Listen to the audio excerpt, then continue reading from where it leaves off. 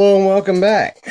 So today I grabbed a lock that I got from my buddy, Hard Harv. He's a friend of mine that is kind of taking care of me on some locks here.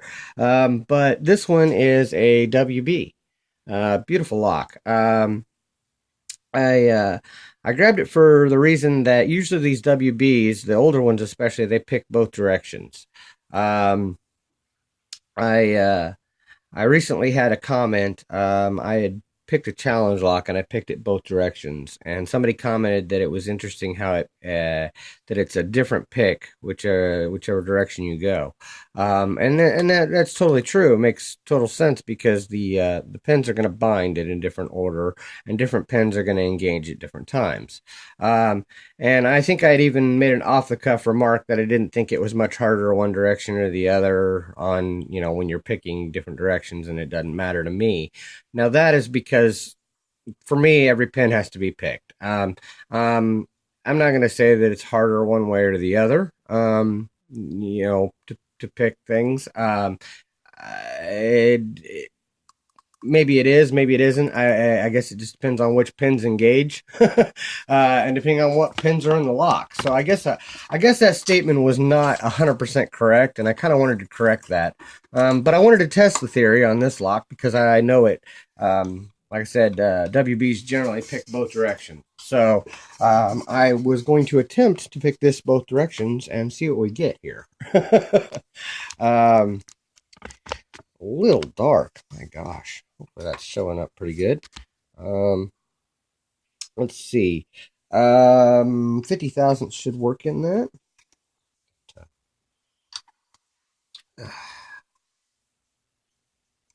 And it does.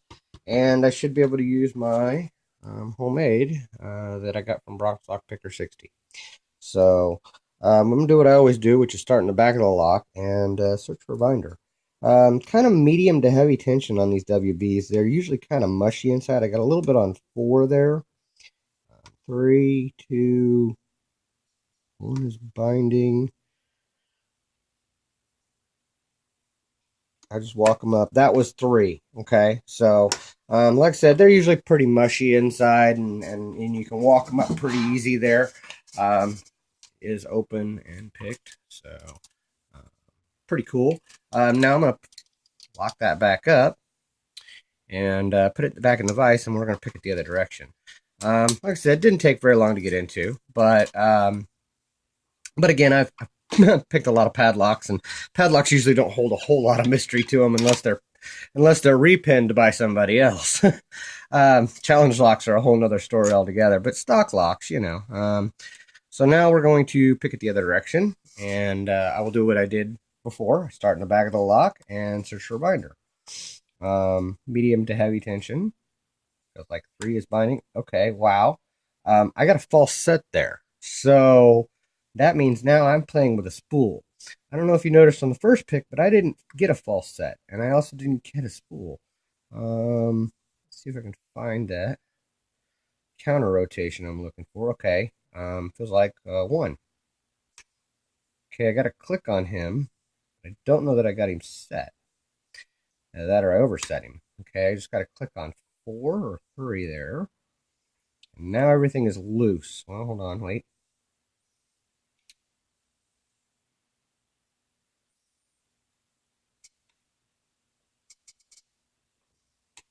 Okay, I was a little bit more on 1.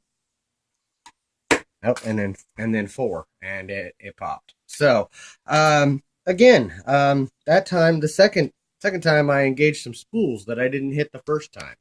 So, I would have to agree that it could have been harder one direction or the other, depending on whether or not you're used to spools. Because like I said, the first time I never hit any spools. I hope this video was helpful. I hope that I cleared up that off the cuff remark. I didn't want to mislead anyone or say something that was misleading. I always try to give as honest and fresh opinion and view of locks as possible. I usually pick things completely blind, and so I try to just throw it all out there as open and honest and unedited as possible. So you'll notice that I never clip any of my videos from. It's one fluid movement from the beginning of the video to the end. The only time I add anything to a video is if I have to go back and do an edit for the gutting and show the pins after that I come across something different.